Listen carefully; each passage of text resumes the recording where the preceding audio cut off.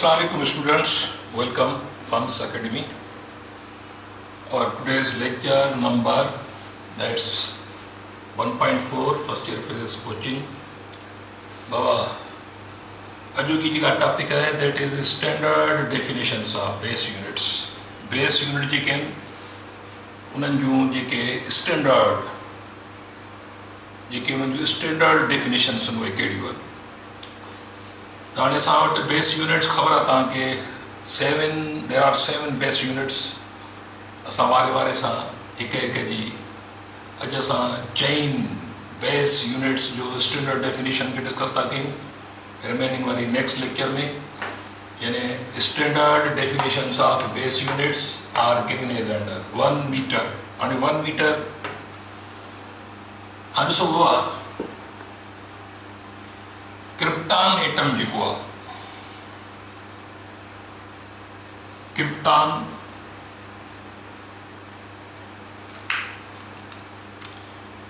ई base बनाया वियो आहे. क्रिप्टॉन कहिड़ो क्रिप्टॉन नंबर दैट इज 86.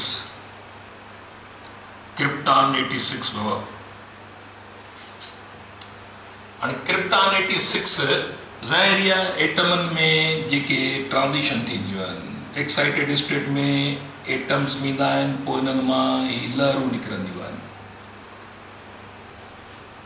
इहो अॻिते वरी जेकॾहिं तव्हां इहो यानी 9हीं 10हीं में जेकॾहिं फ़र्ज़ु कयो सम्झ में न आई आहे शइ त इहो असांजो मौज़ू आहे अॻिते हली. त बाबा जॾहिं हिकिड़ो इलेक्ट्रॉन वरी ॿिए शेल में ईंदो आहे वापसि मोटंदो आहे त वापसि मोटंदो त ही एनर्जी गेन थो करे. जेॾीमहिल मथे वञे थो वापसि मोटे थो त वरी रेडिएशन ख़ारिज कंदो. हाणे हीअ जेका रेडिएशन आहे इहा बेसिकली इलेक्ट्रोमैग्नेटिक वेव आहे. बरक़ी मक़नातीसी लहरूं आहे. छा आहिनि बाबा इहे बरक़ी मक़नातीसी लहरूं. हाणे हीउ हिकिड़ो अंग लिखियलु आहे यानी 1650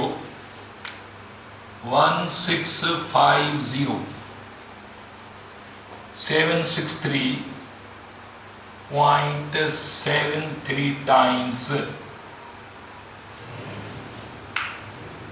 73 times माना हेतिरा दफ़ा एका ॾह का 100,000 10,000 लख 10 लख 16 लख 50,000 16,50,773.3 टाइम्स माना हेतिरा दफ़ा. क्रिप्टॉन जी जेका वेव जी लेंथ आहे माना हीअ लहरी ड्रैग हूंदी आहे. हीअ वेव जी निशानी आहे. माना हीअ हिकिड़ो क्रेस्ट हिकिड़ो ट्रफ. हाणे हिकु क्रेस्ट ऐं ट्रफ जे दरमियान इनखे चइबो आहे वेव जी लेंथ जंहिंखे लैम्डा ज़ाहिर कबो आहे. लहरी ड्रैग में हिकिड़ो क्रेस्ट हिकिड़ो ट्रफ या लहरी drag.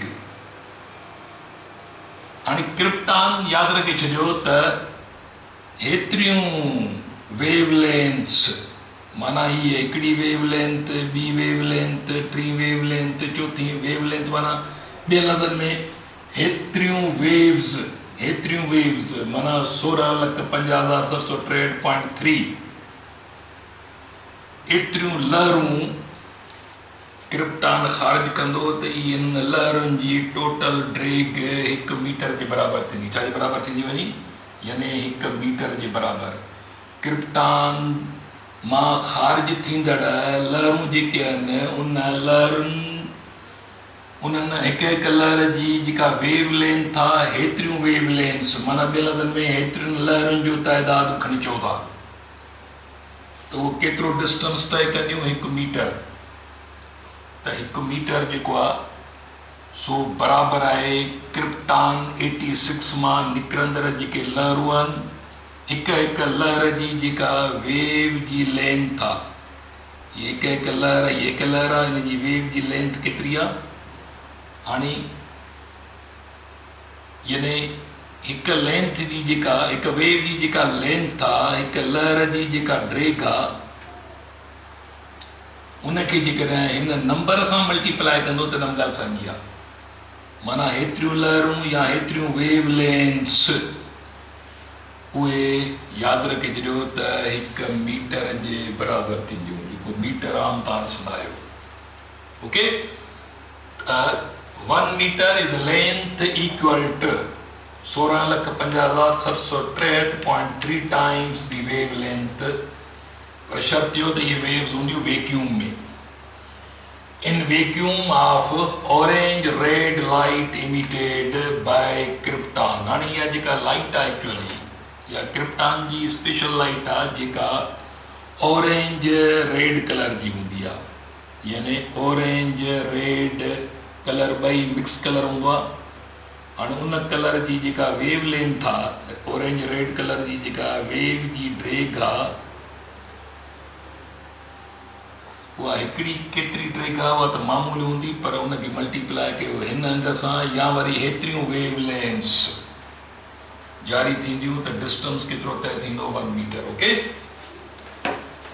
emitted by Krypton 86. However, in 1983, the meter was redefined to be the distance traveled by.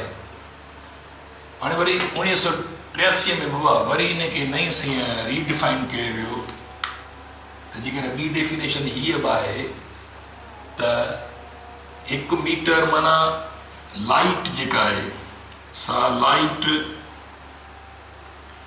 1 second खे विरायो केतिरनि हिसनि में, यानी 299 इहा बि लिखियलु आहे, 299792458 792458 माना असां 1 सेकंड खे एतिरनि हिसनि में विरायो आहे, 1 ॾह 100 हज़ार 10,000 लख 10 लख करोड़ 10 करोड़ 29 करोड़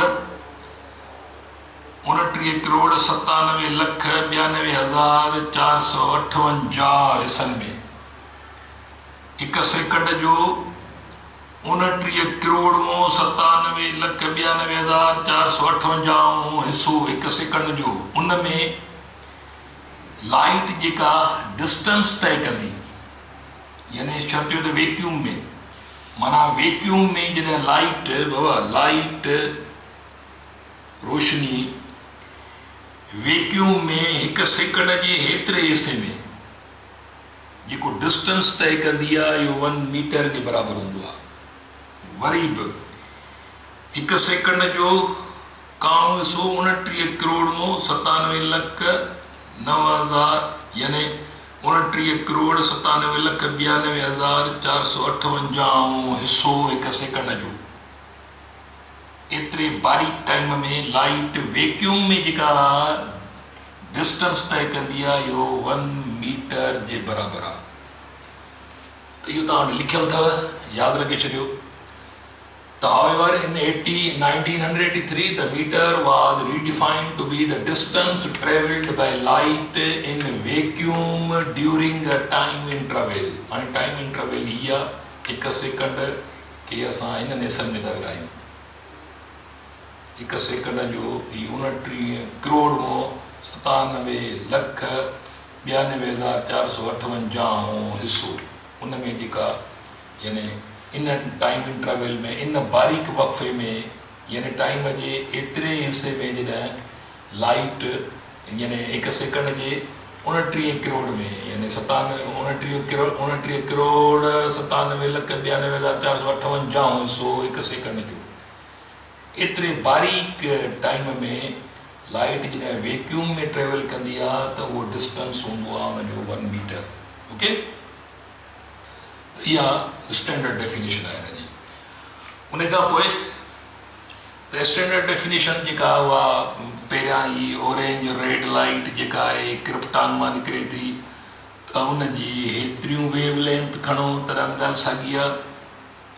वरी ॿिए पासे जेकॾहिं लाइट 1 सेकंड जे हेतिरे हिसे में वैक्यूम में जेको डिस्टेंस तय कंदी उहो बि हेतिरनि वेव लेंथ जे बराबरि हूंदो, माना 1 मीटर जे बराबरि हूंदो। उन खां पोइ next that is 1 kilogram, the unit of mass 1 kilogram. हिन जी स्टैंडर्ड डेफिनेशन कहिड़ी आहे बाबा? हाणे 1 किलोग्राम जी स्टैंडर्ड डेफिनेशन की ॾींदासीं। हाणे पेरिस यानी फ्रांस में रखियल इहो स्टैंडर्ड जेको मापो आहे, बेसिकली हिकिड़ो सिलेंडर आहे। हीउ हिकिड़ो सिलेंडर आहे। इहो सिलेंडर ठहियल आहे प्लाटिनम इरिडियम ऐं प्लाटिनम 90% हिन में, यानी the unit of mass is kilogram. The kilogram is defined as the mass of particular खास प्लाटिनम जो मास आहे, जंहिंमें 90% प्लाटिनम एंड इरिडियम 10% एलायो आहे, ॿई मिक्स थियल आहिनि, जंहिंमें 90% बाबा यानी प्लाटिनम ऐं इरिडियम इहो 10% आहे, 10%। इहे ॿई मिक्स थियल आहिनि, एलॉय ठहियल आहे। हाणे हुन जो हिकिड़ो सिलेंडर ठहियल आहे। उन सिलेंडर जो जेको रेडियस आहे उहो 3.9 सेंटीमीटर आहे ऐं उनजी हाइट बि केतिरी आहे, यानी रेडियस ऐं हाइट उनजी बराबरि आहे। जेका हाइट आहे उन सिलेंडर जी उहा 3.9 सेंटीमीटर आहे।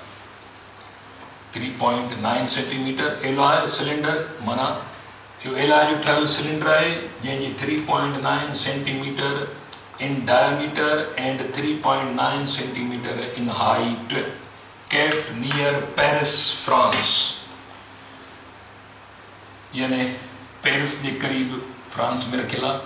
त वरी बि मां तव्हांखे ॿुधाए छॾियां त हिकिड़ो सिलेंडर ठहियल आहे जेको जंहिंमें 90% छा आहे बाबा प्लाटिनम आहे ऐं 10% इरिडियम आहे, जंहिंजो डायामीटर हिन सिलेंडर जो इहो डायामीटर की शायदि पर्टिकुलर प्लाटिनम जंहिंजो डायामीटर आहे, सॉरी डायामीटर जेको आहे डायामीटर, सॉरी मां रेडियस न पर डायामीटर, इहो जेको डायामीटर माना इहो जेको साम्हूं मुंहं जी गोलाई आहे, इहो हुनजो इहो डायामीटर आहे, जंहिंजो डायामीटर बि केतिरो आहे 3.9 सेंटीमीटर आहे बाबा, ऐं जंहिंजी जेका हाइट आहे इहा बि 3.9 सेंटीमीटर आहे।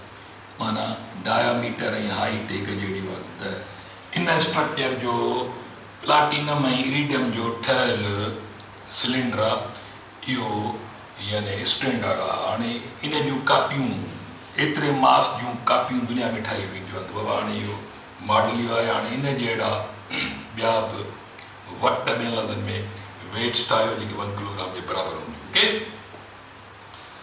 उन खां पोइ next that is second, 1 second. हाणे 1 सेकंड जो स्टैंडर्ड मुख़्तलिफ़ वक़्तनि में मुख़्तलिफ़, असां जेको लेटेस्ट वर्जन आहे बाबा 1967 67 में atomic standard was adopted for 1 second.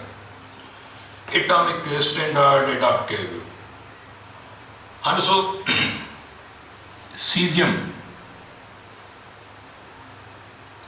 Caesium atom, हाणे सीज़ियम एटम में टोटल 133 इलेक्ट्रॉन्स, 133। हाणे 133 इलेक्ट्रॉन्स जेके आहिनि ज़ाहिर हुनजा 6 शेल आहिनि। ॿियो टियों आख़िरी शेल जेको आहे उन में हिकिड़ो इलेक्ट्रॉन आहे। 6 शेल, आख़िरी शेल में हिकिड़ो इलेक्ट्रॉन आहे। हाणे इहो हिकिड़ो इलेक्ट्रॉन वाइब्रेट थो करे, हेठि मथे थो थिए। हाणे हिकिड़ो इलेक्ट्रॉन जेको वाइब्रेट थो थिए, जेको हेठि मथे थी रहियो आहे, यादि रखे छॾियो त इहो यादि रखे छॾियो त इन जी जेके इहे वाइब्रेशन्स आहिनि, इहे वाइब्रेशन्स सदियुनि ताईं, किरोड़ा सालनि ताईं इहे वाइब्रेशन्स फिक्स हूंदा आहिनि। उहे साॻा ई साॻा हूंदा आहिनि, इनमें फ़र्क़ु न पवंदो आहे। उन करे टाइम खे रीडिफाइंड करे इहो एटॉमिक यानी अरेंजमेंट जेका आहे सा उहा उनमें यानी उनजो स्टैंडर्ड उनमें या एटॉमिक स्टैंडर्ड एडॉप्ट कयो वियो। माना सीज़ियम एटम जो जेको आख़िरी इलेक्ट्रॉन आहे, जंहिं ऑर्बिट में आख़िरी ऑर्बिट में जेको हिकिड़ो इलेक्ट्रॉन आहे, इहो बाबा पंहिंजे शेल में इहो हेठि मथे थींदो रहंदो आहे। नतीजे तौरु इहो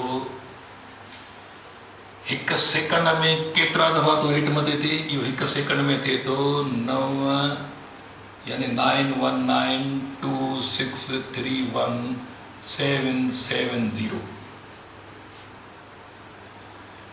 यानी एका दा का 100 हजार 10 हजार लख 10 लख करोड़ 10 करोड़ अरब 9 अरब 19 करोड़ 26,31,770 वाइब्रेशंस पैदा थो करे। ऐं एतिरा वाइब्रेशन जेके पैदा थियनि था इन लाइ जेको टाइम रिक्वायर्ड आहे 1 सेकंड सघिबो।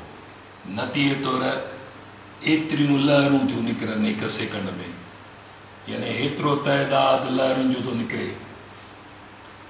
जॾहिं सीज़ियम एटम एतिरा वाइब्रेशन कंदो त एतिरियूं लहरूं निकिरंदियूं। त या त चयो त वाइब्रेशन जो तइदाद या निकिरंदड़ लहरुनि जो तइदाद ॻाल्हि साॻी आहे। त जेतिरे टाइम में हेतिरो तइदाद लहरुनि जो थो निकिरे इहो 1 सेकंड जे बराबरि आहे, या जेतिरा वाइब्रेशन था थियनि इहो हेतिरो तइदाद वाइब्रेशन जो थो पैदा थिए इहो 1 सेकंड जे बराबरि आहे। त सीज़ियम 133 उन जो आख़िरी शेल वारो इलेक्ट्रॉन बाबा हेतिरा दफ़ा वाइब्रेशन कंदो त उन में टाइम लॻंदो आहे 1 सेकंड। इहो स्टैंडर्ड ठाहे वियो। हाणे इहो टाइम माना हेतिरो तइदाद वाइब्रेशन जो टाइम इहो करोड़ा सालनि ताईं हिन में को बि फ़र्क़ु नथो अचे। इंतिहाई निगलिजेबल फ़र्क़ु थो अचे, उन करे हिनखे स्टैंडर्ड ठाहे वियो। Okay, the standard was adopted for 1 second. 1 second is the time required in which mana time jo waqfo in which the outermost electron of cesium 133 atoms makes hetra vibrations. He taidad vibration jo vibrations in result natije mein microwaves thiyu nikran pein जंहिंजियूं माना ॿियल इहे microwaves निकिरनि थियूं पयूं जंहिंखे actually electromagnetic waves आहिनि, बरक़ी मक़नातीसी लहरूं उहे थी emit थियनि। माना ॿिए लफ़्ज़नि में हेतिरियूं लहरूं इमिट थींदियूं या ॿिए लफ़्ज़नि में हेतिरो यानी हेतिरा वाइब्रेशन थो पैदा करे इहो एटम आख़िरी शेल वारो। जेतिरा हिकिड़ो वाइब्रेशन थींदो त हिकु लहर निकिरंदी, जेकॾहिं हेतिरा वाइब्रेशन थींदा त हेतिरियूं लहरुनि जो तइदाद जेतिरो वाइब्रेशन थींदो माना इलेक्ट्रॉन हेठि अची मथे थो वञे मोटे थो त हिकु लहर थी मनाए। त हाणे इलेक्ट्रॉन हेतिरा दफ़ा वाइब्रेट थो करे, नतीजे में हेतिरो तइदाद लहरुनि जो निकिरे थो, उन में रिपीट थो थिए, साॻो टाइम थो लॻे। उन में 1 सेकंड माना उहो जेको टाइम इंटरवल आहे उनखे 1 सेकंड पुठियो वियो। माना हाणे चऊं सघूं था असां त सीज़ियम एटम हमेशह जेकॾहिं हेतिरियूं लहरूं ख़ारिज कंदो या हेतिरा वाइब्रेशन पैदा कंदो उन जो आख़िरी शेल वारो इलेक्ट्रॉन त उन टाइम इंटरवल खे 1 सेकंड चइबो आहे, जेको हमेशह साॻियो ई हूंदो आहे। Okay, ampere, this unit was established in 1971। हाणे 1 एम्पियर ॾिसो, 1 एम्पियर तसौर कयो बाबा असां वटि 2 कंडक्टर्स आहिनि, ही 2 तारूं आहिनि, पर यादि रखो त इहे 2 तारूं वैक्यूम में रखियल आहिनि, आर प्लेस्ड इन वैक्यूम। ऐं 2 तारूं हिक ॿिए खां केतिरो परे आहिनि? इहो 1 मीटर हिक ॿिए खां परे आहिनि। इंतिहाई बारीक तारूं आहिनि जिनजी जेको क्रॉस सेक्शनल जेको माना ही जेको क्रॉस सेक्शनल एरिया आहे माना साम्हूं मुंहं जी एरिया जेका आहे इहा गोलाई या निगलिजेबल तसौर कबे। इंतिहाई सन्हे में सन्हियूं तारूं जिनजी क्रॉस सेक्शनल एरिया निगलिजेबल हूंदी ऐं इन्फिनाइट लेंथ जूं तसौर कई वेंदियूं। छा इन्फिनाइट लेंथ जूं तारूं आहिनि, वैक्यूम में पियल आहिनि ऐं 2 हिक ॿिए खां केतिरो परे आहिनि? 1 मीटर परे आहिनि। हाणे जेकर हिननि में करंट बाबा फ्लो कराइबो, साॻे डायरेक्शन में करंट हूंदो त अट्रैक्ट कंदियूं, जेकर अपोज़िट डायरेक्शन में करंट हूंदो त हिक ॿिए खे रिपेल कंदियूं।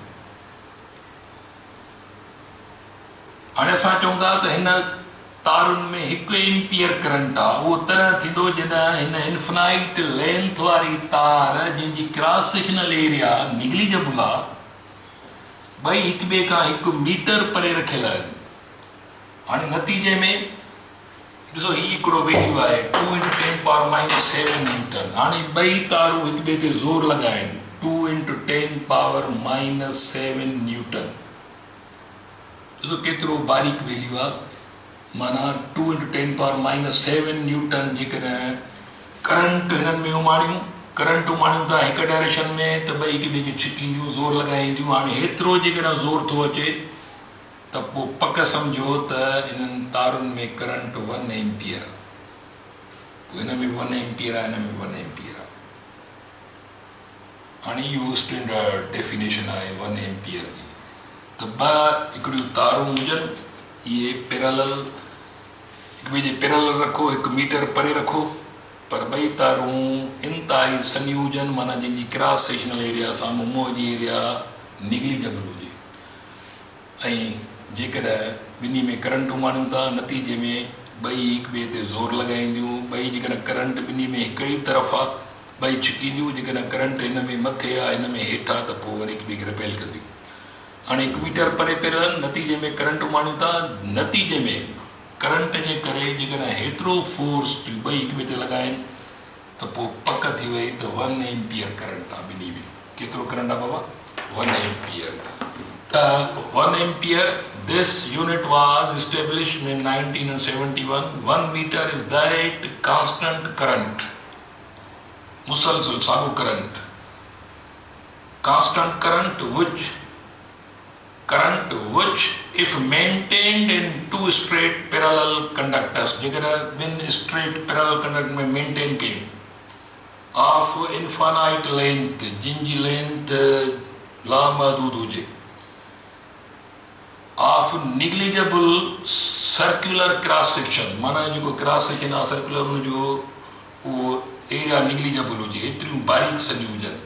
And placed a meter apart, ऐं हिक ॿिए खां 1 मीटर परे परे रखियल हुजनि।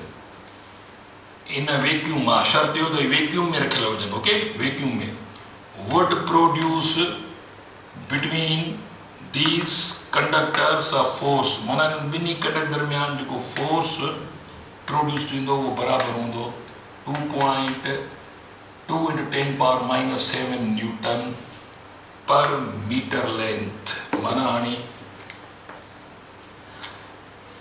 1 मीटर फर्ज़ कयो तव्हां खां हिस्सा ई आहे, इन तार जो 1 मीटर लेंथ जेका ज़ोर लॻाईंदी, उहो ज़ोर हेतिरो हूंदो। जेकॾहिं हेतिरो ज़ोर थो पैदा थिए ॿिनि तारुनि ते, जेके 2 तारूं इंतिहाई सनियूं आहिनि, निगलिजिबल क्रॉस सेक्शनल एरिया जूं आहिनि, 1 मीटर हिक ॿिए खां परे पियूं आहिनि, ऐं उहे पाण खे 1 मीटर ताईं ज़ोर, 1 मीटर लेंथ ताईं ज़ोर हेतिरो जो लॻाइनि, त पोइ पक सम्झो त ॿिन्ही तारुनि में जेको करंट आहे उहो केतिरे जो करंट आहे? उहो 1 एम्पियर जो करंट आहे। इहा अलॻि शइ आहे, त असां जेकॾहिं तव्हां 9th 10th में न पढ़िया आहियो त इहो असां पढ़ंदासीं अॻिते, त इहे तारूं हिक ॿिए खे अट्रैक्ट कई रिपेल छो थियूं कनि, इहो फोर्स छो थो डेवलप थिए, इहो असांजा यानी इहे असांजा अॻिते जा माज़ी यानी फ्यूचर जा इहे असांजा बहस आहिनि। ओके, ईंदड़ लेक्चर्स में हुई।